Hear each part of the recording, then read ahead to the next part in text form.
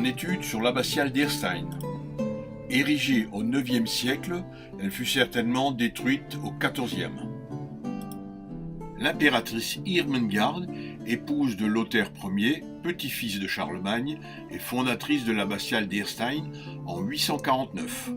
Historiens, archéologues, scientifiques, tous restent encore dans le flou et l'incertitude concernant l'aspect et l'architecture de l'abbatiale. Ce qui devait certainement frapper, c'était l'harmonie, le style, la beauté, la grandeur de cette abbatiale au IXe siècle à Erstein. Laissons-nous emporter par le rêve et l'imagination. N'était-elle pas le lieu de dévotion des moniales et des abbesses? Ne devait-elle pas accueillir évêques, princes, rois, empereurs et papes? La chapelle des reliques du XIe et XIIe siècle, d'après les croquis de Specklein en 1585. Intérieur de la chapelle des reliques, avec le tombeau des reines, des abbesses et les trésors. À gauche, tombeau de la reine Irmengarde.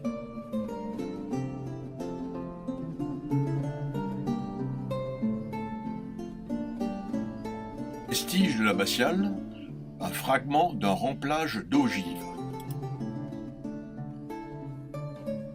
Une clé de voûte ornée d'un agneau pascal.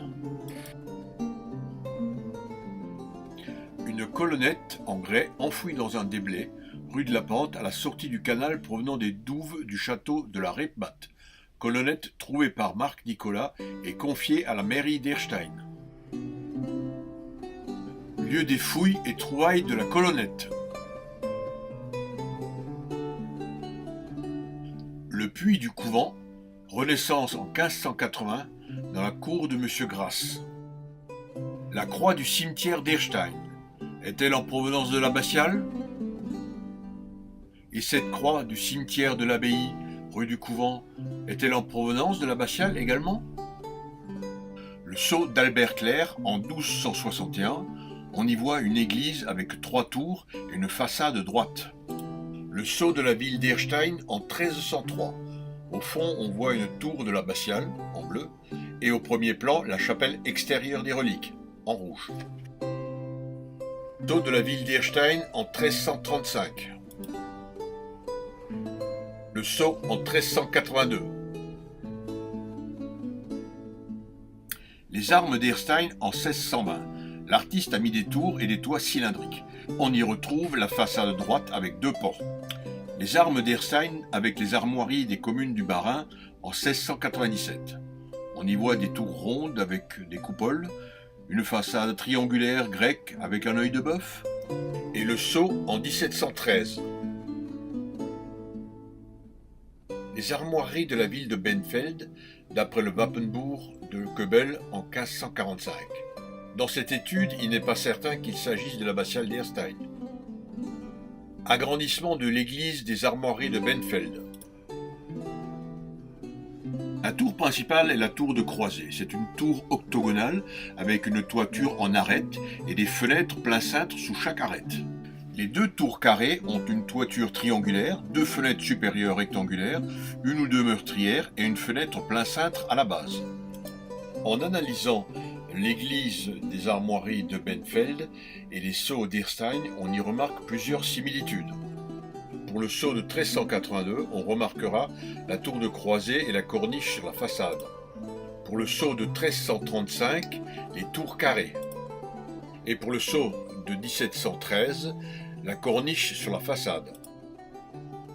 Mon étude, une reproduction partielle du sceau avec mise en évidence de l'abbatiale. Et donc les armes d'Erstein telles qu'elles devraient être représentées sur les sceaux. La dernière étude de Roberville en 1963 mettait en avant la projection simultanée des églises colonnaises de plan tréflé.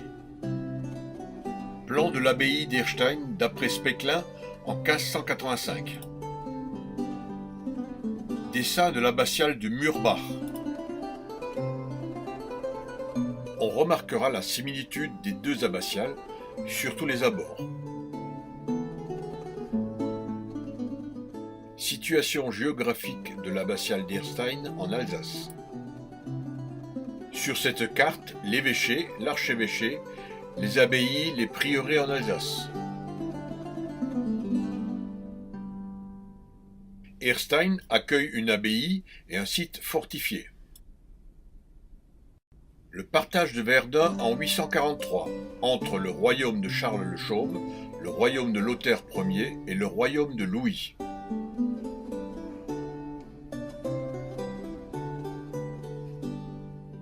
Hydrologie. Erstein est entouré d'eau.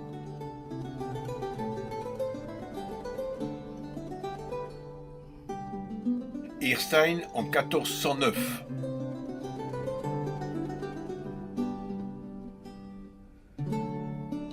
Erstein en 1900.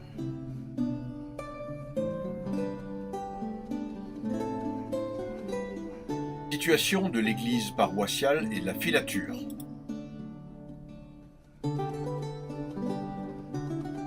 Les fouilles de l'abbatiale.